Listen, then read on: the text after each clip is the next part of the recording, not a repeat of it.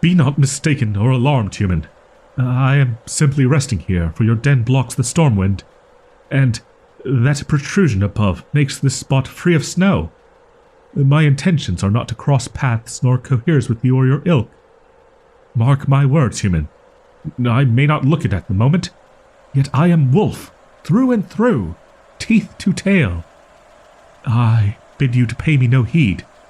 By sunrise this cutting wind and snow will surely have calmed, and I will be gone.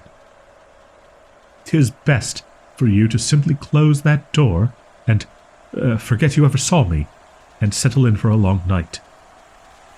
I cannot even fathom why one would want to open their den to a cold this ferocious, especially a being dressed as lightly as you.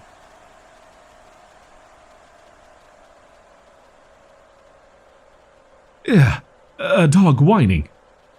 Human senses are truly as dull as Packmother said. That was certainly the wind howling, you idiot.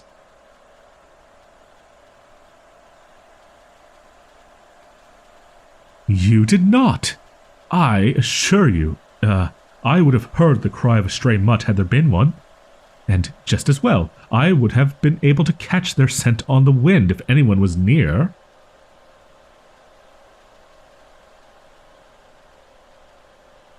I assure you no.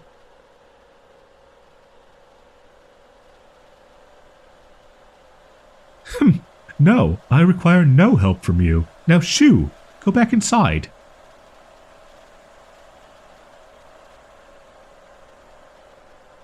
Huh? What is with this sudden question? There is no blood on me. What makes you think I am hurt?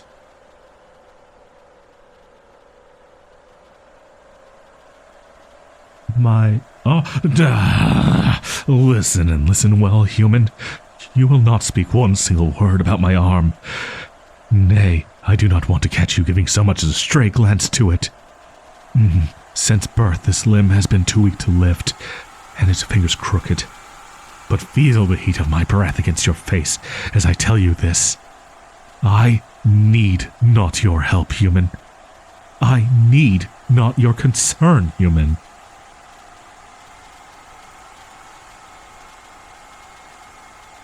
Just do as I instructed. Go back inside. Pay me no heed. And by sunrise, it will be as if I never existed.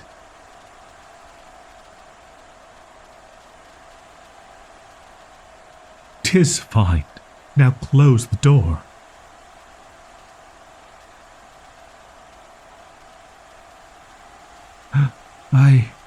Do you not listen on purpose? Or do you find it so much fun to play the fool? Because surely you are not so dull as to misunderstand what I have clearly told you. Simply close the door and pay me no heed. I will not tell you again. And I will not come inside for the night.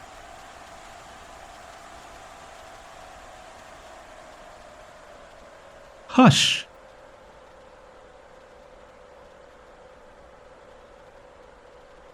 Would it truly weigh on your conscience, knowing I would be curled up out here?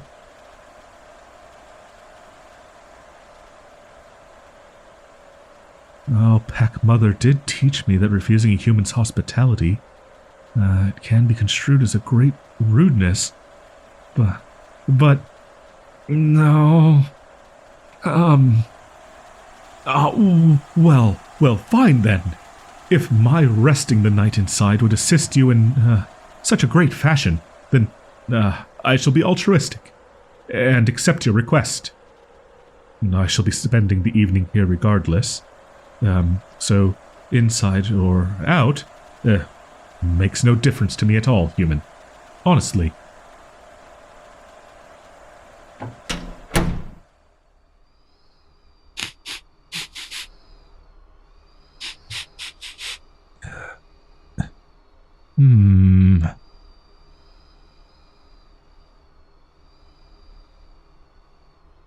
I've never been inside a human's den before. 'Tis bright, and your scent is all around, but 'tis almost snuffed under a pile of others as well. So strange. Scarcely can I even find the forest in this chaos, though I know it be right there. Say, human, how do you find things you stored in your den with your nose being so dull?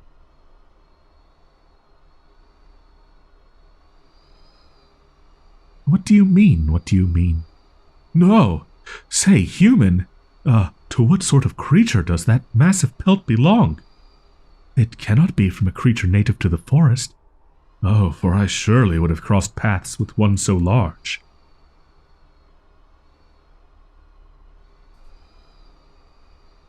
'Tis a carpet, you say? A great beast, surely.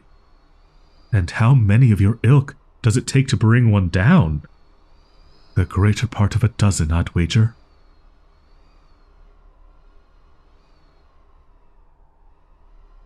None. Then, you're scavengers, then. You disgust me, human, stealing food from others, enjoying the trophies of another's hard hunt while your kind lazily hid in safety. Does your kind not think of the hungry mouths who risk their lives to bring down this carpet? You make me sick. I knew you.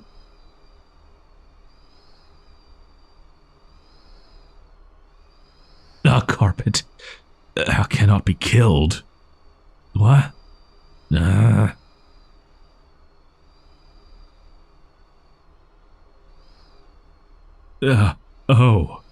I apologize. No, rather, I sincerely apologize, for my outburst, human.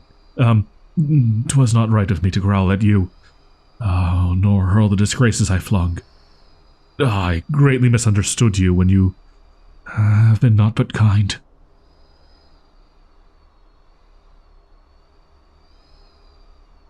Oh, well, I thank you for your understanding. What is it you have there?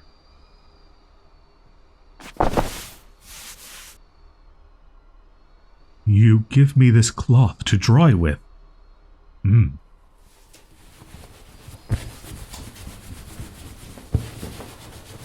Hey, I told you I did not want you staring at it, human.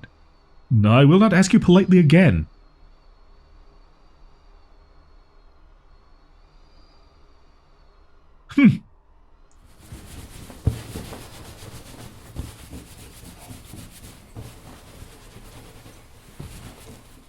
I will say, I noticed this quite odd when I entered your den.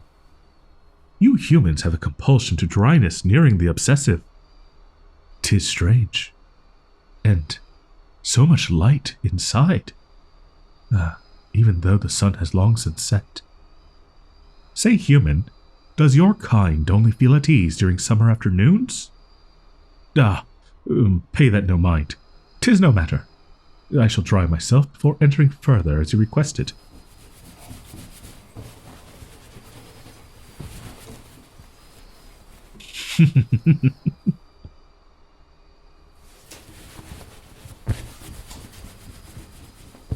So that is why it is.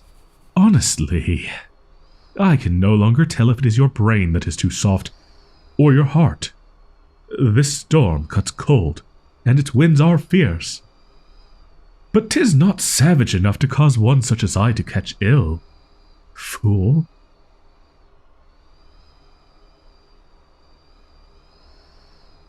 Mark, human, the blood in these veins is far more ancient than that of your ilk. Before your kind so much as set foot in this land, a demigod had already mingled with our pack. Though in truth, this blood is now thin within us, and much of its power has been lost. For, as one may expect, such a great span of time and lives would cause any power to wane heavily within it. You are aware of these types of stories, are you not, human? Of gods coming down to mate and mingle with the creatures of the earth? Pack Mother taught your kind had many such old stories.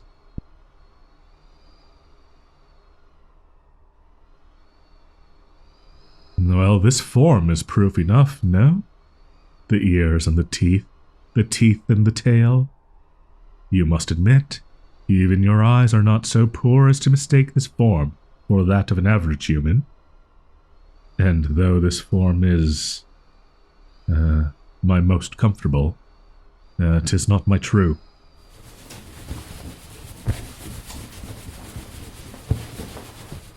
Here, I am sufficiently dry.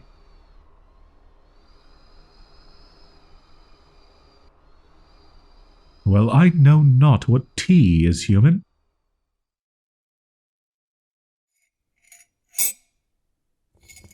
I shall be careful.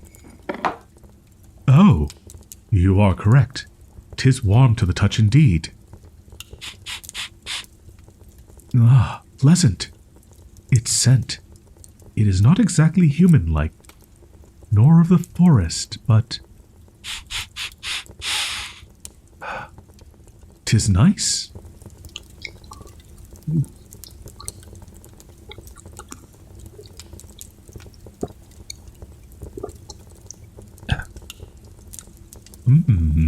Sweet, and warms the soul, as you claimed. I am surprised. What did you say was in this drink again?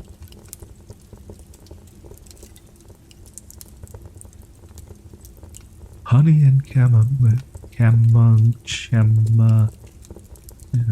honey! Wait, honey, did you say? Oh, why?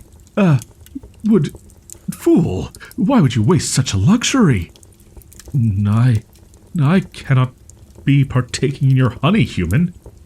Here, take this back. I cannot.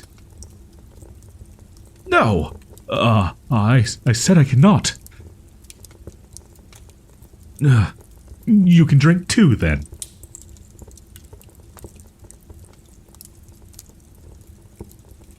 But, I do not understand you, human. But if you truly insist that there is so little honey in this drink that it is worthless to you, then I suppose I can accept the hospitality.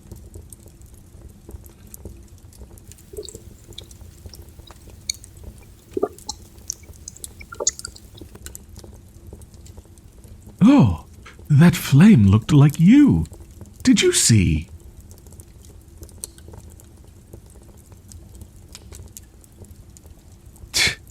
Dull eyes.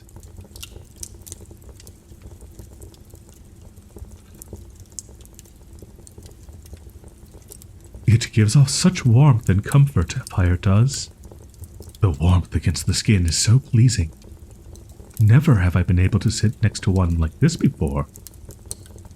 They are quite pretty up close. The sparks drift so lightly out in the crackles. And those reds, they course through the embers like liquid.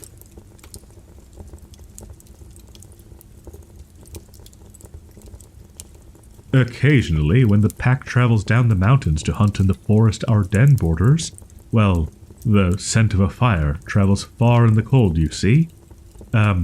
Especially so when it mingles with that of the well-seared meats. And though the leader of the pack demanded us to give your kind a wide berth when we catch your scent on our land, well, others and I have gone to watch your kind from the dark. 'Tis rare, but has happened. No, you are the first I've met, though, well, I am not completely ignorant of your kind. Pack Mother has taught me much about humans, including how to use your tongue. You are incorrect. Pack Mother and the leader of the pack are not one and the same, as your kind say. No, she is the mother of the wolf who leads. Well respected, and well regarded, yes. But she holds no say over the pack leader. 'Tis not she who demands us avoid you.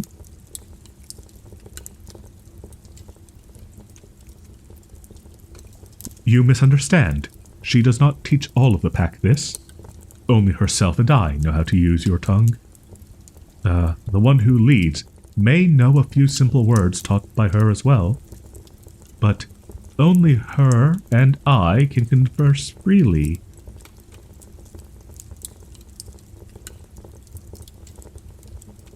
Well, 'tis because I keep this form rather than my other. So she taught me about your kind, about humans.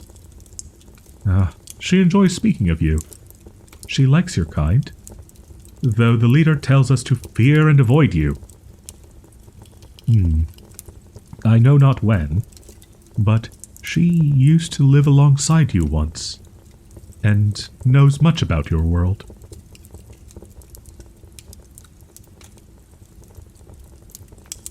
She likes not to speak on the matter, on why she lived with them, nor why she left. I have asked, but never once received a true answer. Yet, I will say, neither could have been on ill terms. She adores your kind still, and 'tis easy to tell when she speaks of humans that she holds those times in reverence. Huh?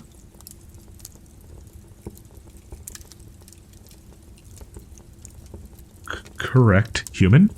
As I said, the pack are all able, but I am the only one who keeps this form.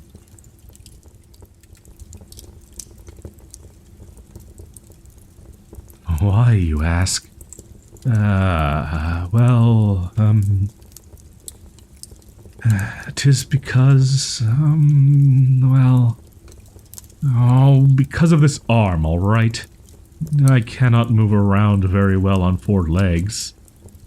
The terrain of the mountains and forest are far too difficult for me to traverse. And if I did not keep up with the pack, I would be cast out. I was told so much by the leader. When the other pups out my litter started to join in with the hunts, he told me my time of being a burden was over. I needed to support the pack and myself. Not the other way around. He told me that I would no longer get a share of the hunt I took no part in. That a healthy pack could not keep such a burden. This form, it was the only way I could stay. That is why I keep it. But even so, even if this form lets me trail at their backs, I cannot hunt as I am. I am nowhere near fast enough not to keep up with the hunting party. Even small creatures that look simple to snare, I cannot. I could barely keep up with the pack when traveling through the day. I hate it. I hate having to try my best just to scavenge off the leftovers of others, waiting for those who helped hunt to finish gorging themselves, so I can check to see if there's anything left for myself.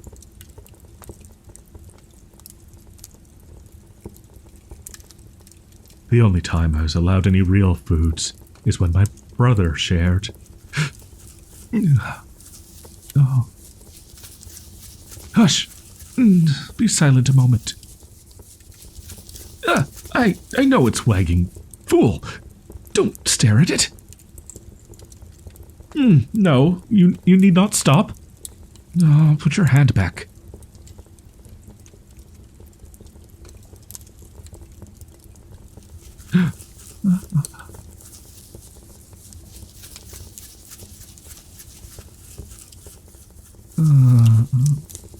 My brother.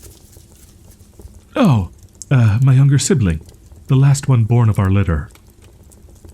If he catches something while hunting alone, he will...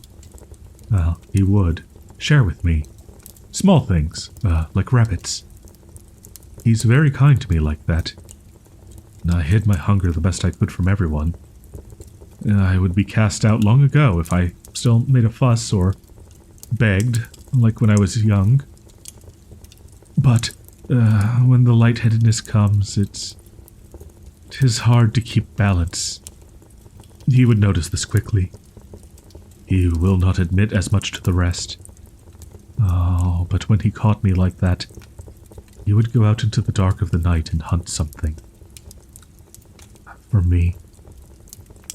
Before dawn, he would arrive back with a small creature or two in his mouth, and he would tell me with clean lips that he had his fill. Fool.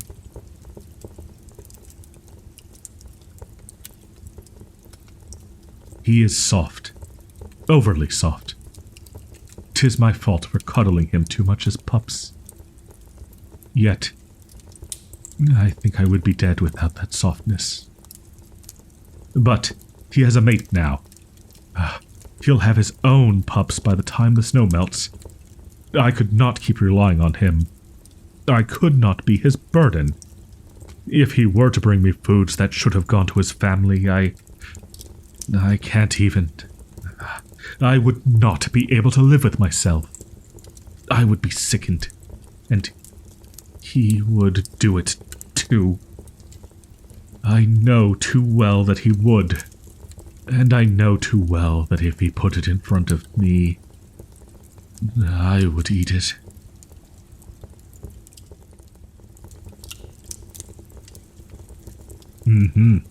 Yes, that is why you find me here alone. I had to leave. For his sake. I need to survive on my own, without others' help. If wandering alone means he has naught to worry over but his family, if it means he does not spread himself thin while trying to care for me also, then I can gladly live a life of loneliness and hunger for his well-being. 'Tis the most I can do for him in the end. The best thanks that I can offer.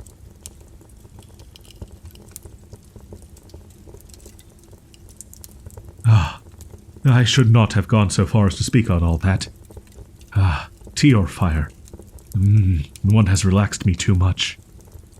Or perhaps a potency lies in their combination. Either or. Thank you, human. 'Tis not often I get to, speak my thoughts so openly. Even more rare is someone beside me to listen. I am embarrassed, honestly. Letting someone else see how worthless I am hurts. But I do feel a little more well after that. Like taking a deep stretch after having spent a long night curled up. Thank you.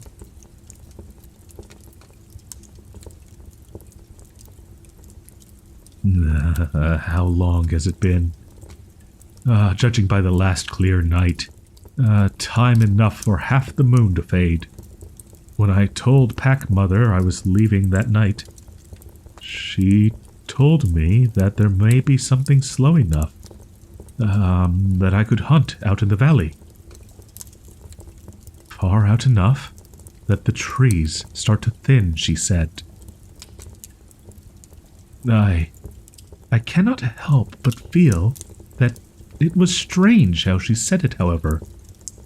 It was with more than simple concern or guidance. It was like she would be happy if I found something out here. Maybe finding humans means I've gone too far.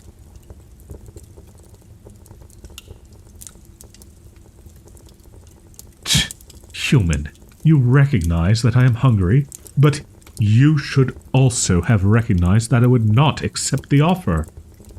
I will find a way to acquire foods on my own. There's some way for one such as I to live freely, not as a burden, and I will find it. I told you bluntly before entering your den that I required not your help, nor your concern. Have you already forgotten?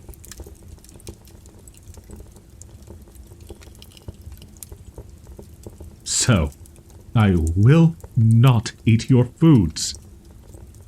However, I will tell you now that I appreciate your concern. It comes from a place of understanding.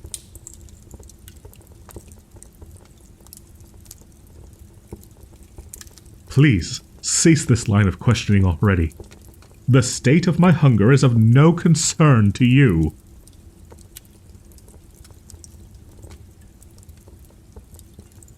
Listen, you fool.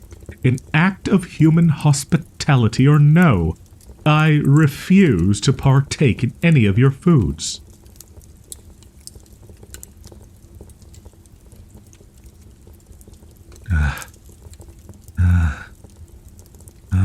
Oh, please. I care not if you have acquired a pork roast. I will be having none of it.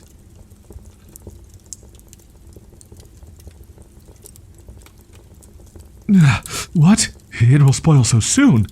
No, you cannot let it spoil. There is no greater wickedness than letting good foods go to rot. Bring it here fast while the roast is still okay. I will eat it for you.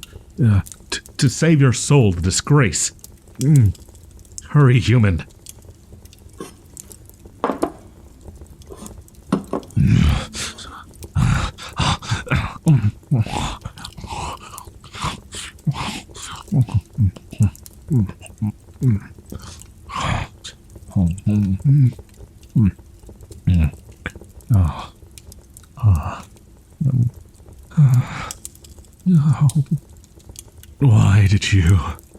Why be so forceful? Do you still not understand me, human? If I cannot survive on my own, I cannot survive at all. Your doing this does nothing but hurt me in the end. Whether I needed to eat or not, all you have accomplished is making me feel sick at myself. Why? I hate this feeling. Leaving them was supposed to be the end of this. I promised. You promised yourself for his sake. Yet still, how can you be so weak? Oh, you deserve this feeling. I am leaving this place, human. Oh, 'twas a mistake to even enter. I would rather seek respite beneath the barren trees than stay here. The sheltering they provide will be no worse. But at least they are not so cruel as to mask it. I hate you.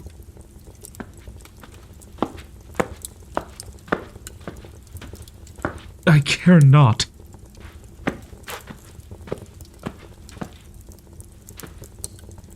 Pardon.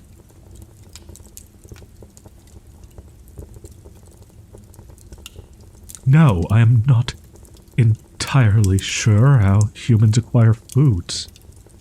What exactly are you saying? Be clear for me, please.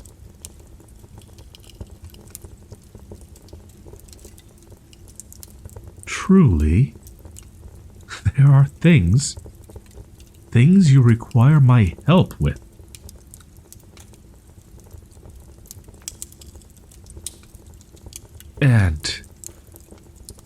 And I would be able to earn foods like a human does, without hunting. Like a human does. Truly.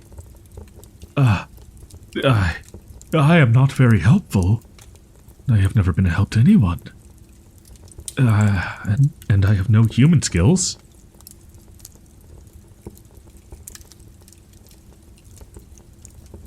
Yes. If I were to carry one of the sacks you keep at your door, I could find you many pieces of good kindling in the forest. Snow or not. And, wait, you would truly pay me foods for this type of service.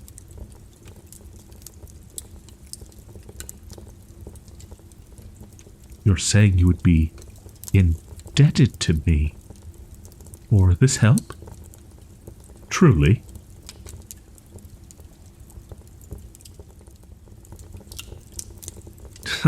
Of course I could.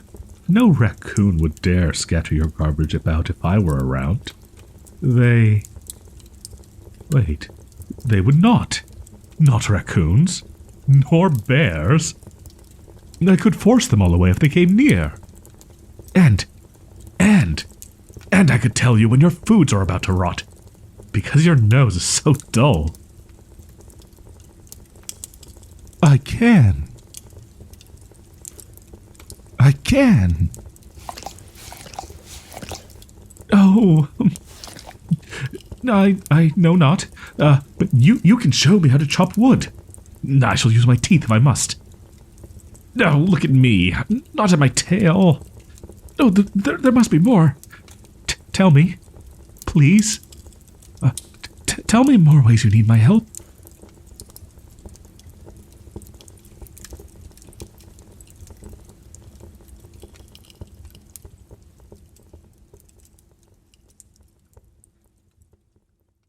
Wow, that was a doozy. If you're still here and listening to this and have not already subscribed, would you mind hitting that subscribe button for me? Thanks a bunch.